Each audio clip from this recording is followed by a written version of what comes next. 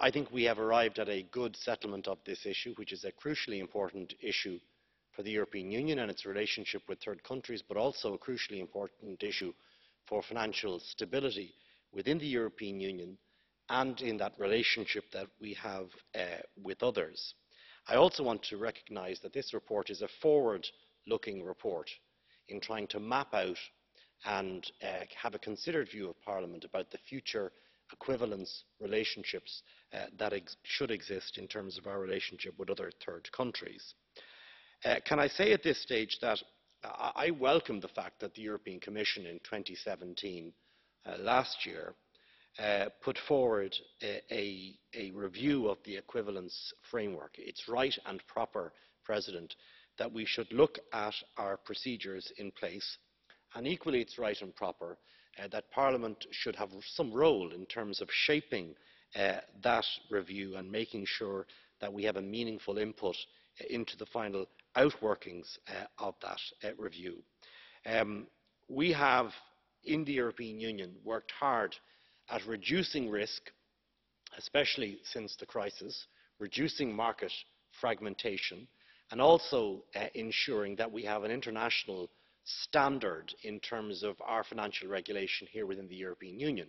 And we have an international responsibility in making sure that the international order in terms of rule making and rule taking should be adopted not just within the European Union at an interinstitutional level, but by all member states of the European Union. So in having a rules-based system, it sends a strong message to the international community that have a third country relationship with us about what we expect in that. I think it's also fair to say that in trying to reach that international best standard, Europe is doing its bit to reduce any of the systemic risks and threats that have been built up over the past number of decades.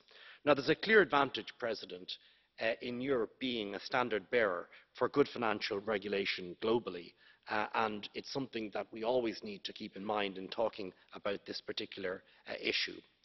I think we also need to recognise that the existing equivalence regime is really a technical regime in which the European Commission has extraordinary power, and we also need to recognise that in many cases the European Commission gets those decisions right on a case-by-case deliberation of the issues that come before the Commission and on a file-by-file basis.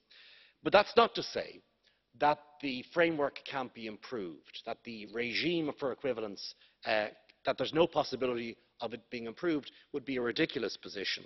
And what we've tried to set out in this report, President, is areas where we can improve the system into the future, areas of greater transparency of the Commission's dealings with Parliament, how Parliament can assess and analyse some of these decisions, a monitoring role for Parliament, making sure that decisions are taken by way of delegated acts, making sure that Parliament are fully aware of the circumstance and the position that contains within it.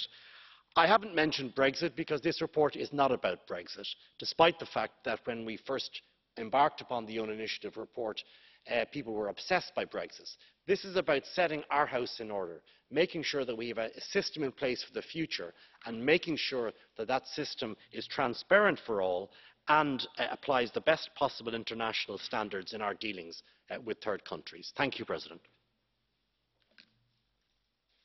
Dziękuję bardzo, panie pośle sprawozdawco. Thank you.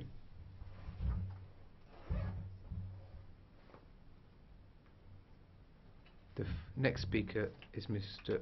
Fernandez. Thank you very much. Welcome, Commissioner. Now, for the last few years, Europe has been made